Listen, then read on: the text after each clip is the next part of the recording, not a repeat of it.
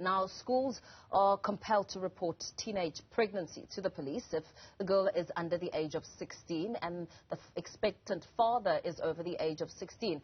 This is all according to the Department of Basic Education's policy on the prevention and management of pregnancy in schools, which was gazetted by Basic Education Department Minister Angie Mhlanga last week. Let's get more information on this new policy from Mhlanga, Basic Education Department spokesperson. Mr. Mhlanga, very good morning to you. Thank you so much for joining us on Newzroom Afrika.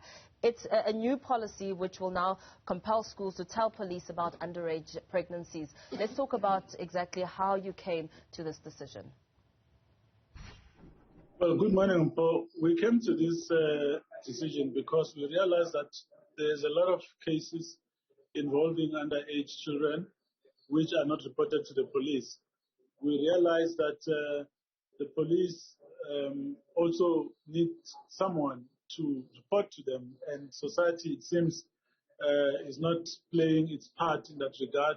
Yet, year in, year out, we see statistics showing that there are high numbers of children, girl children, who fall pregnant, and there are cases of statutory rape which are not reported by anyone. So the approach from the department is that we need to do more to close that gap that exists where girl children are involved in sexual activity, most of which is forced, where sexual assault has taken place and rape has taken place, and yet no one seems to be standing up to protect them. So we feel that the school needs to play its part to assist society to deal with this social scourge. In addressing that very serious problem, which we've seen exacerbated now more than ever because of the COVID-19 pandemic, what more does this policy outline in efforts to try and curb the number of pregnancies and ensure that people are arrested for rape? Well, it focuses more on the responsibility, the fact that there are people who are targeting girl children for sex and rape and gender-based violence, which no one seems to be taking into account or taking up with the law enforcement agencies. So we say that as a department, we need to make sure that for every case where a girl child has fallen pregnant, we need to make sure that we find the perpetrator. We need to make sure that if it's an educator, that person is suspended and dealt with in terms of the disciplinary procedures according to the Employment of Educators Act.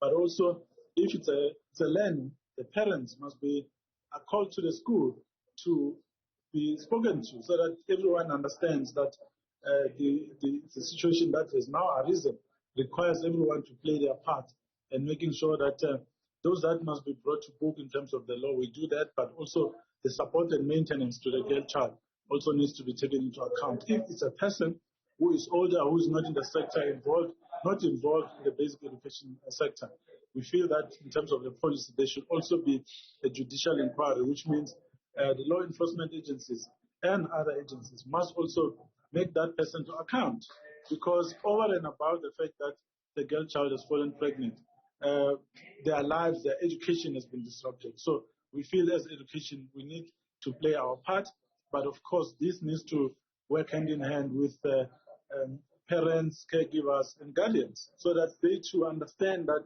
protecting the predators is not going to help anyone, because there have been cases where someone is protected. The families tell us that they have resolved the matter through negotiations, or that someone in the family who has sexually assaulted a child is not reported to the police because they fear that there could be conflict in the family.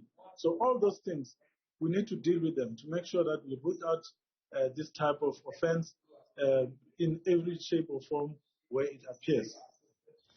In playing your part in protecting, young girls and ensuring that there's some sort of management of teenage pregnancies and the preventions, you speak about the father of the fellow pupil. What if it's an instance of a fellow pupil who's perhaps the same age or in the same grade or a grade below or grade above?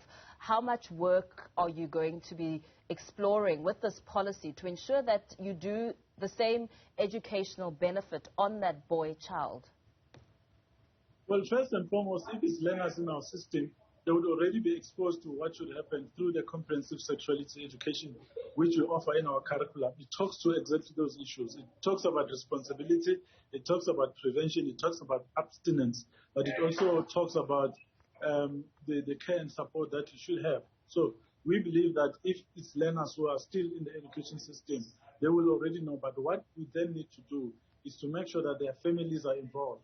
The relatives must get involved in understanding that what is now taking place requires everyone to play their part. But what is of utmost importance from our part is that the girl child's education should not stop because they're fallen pregnant. We are saying schools will no longer be allowed to chase the girls away from school and say they must go and give birth and come back later.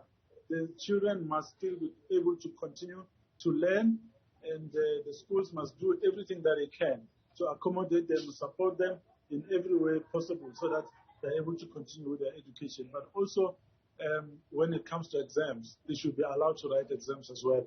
We also need to deal with the issue of stigma.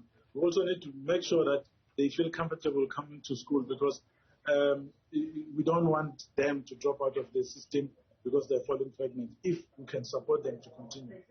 Very well. Thank you so much for your time. Basic Education Department spokesperson Mhlanga, they're speaking about a new policy that has been gazetted in the prevention and management of teenage pregnancy in schools.